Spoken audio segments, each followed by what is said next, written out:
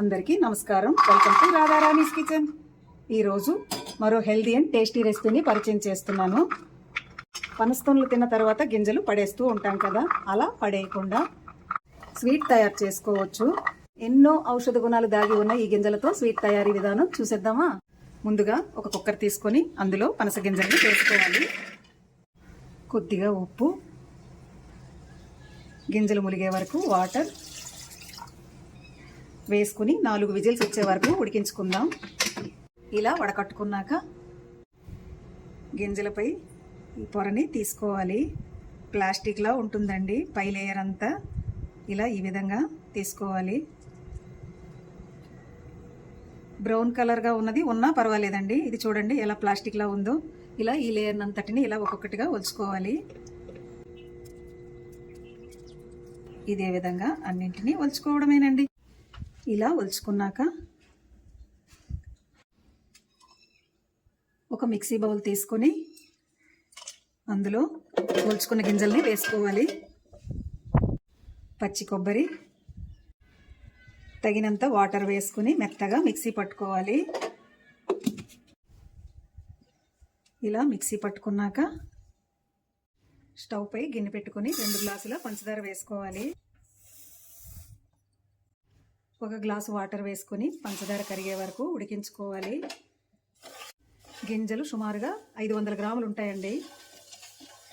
వాటికి సరిపడా పంచదార తీసుకున్నానండి నేను. పంచదార ప్లేస్లో బెల్లమైనా వేసుకోవచ్చు.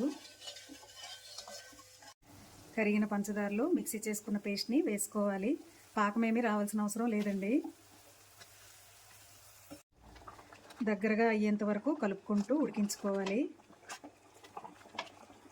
ఇలా కాసేపు కలుపుకున్నాక 1 కప్పు నెయ్యి వేసుకోవాలండి. అడుగు పట్టకుండా అలా కలుపుకుంటూ ఉండాలండి.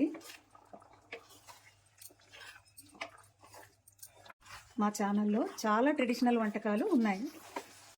తప్పకుండా విజిట్ చేసి కుదిరితే ఒక వ్యూ, వీలైతే ఒక లైక్, నచ్చితే ఒక సబ్స్క్రైబ్ చేయడం మాత్రం మర్చిపోకండి. 15 నిమిషాలు కలుపుకున్నాక పాన్ నుంచి సెపరేట్ అయితే పర్ఫెక్ట్గా ఉడికినట్లు. దించే ముందు కొద్దిగా యాలకుల పొడి వేసుకోండి మంచి ఫ్లేవర్ కోసం. స్టవ్ ఆఫ్ చేసుకొని ఒక ప్లేట్ తీసుకొని కొద్దిగా నెయ్యి రాసుకోవాలి. అప్పుడే పీసెస్ అంటుకోకుండా చక్కగా వస్తాయి.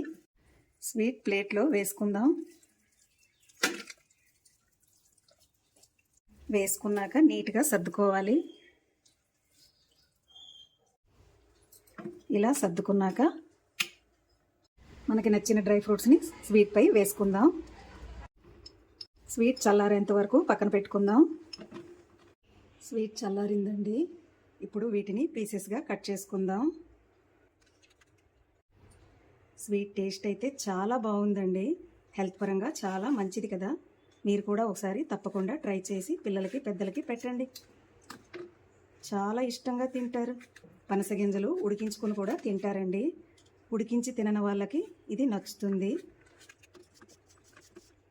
ఇంతేనండి, ఎంతో ఆరోగ్యకరమైన రుచికరమైన sweet ready.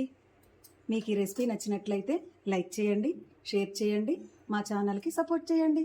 Thanks for watching. మరో సరికొత్త వీడియోతో మళ్ళీ కలుద్దాం. Bye bye.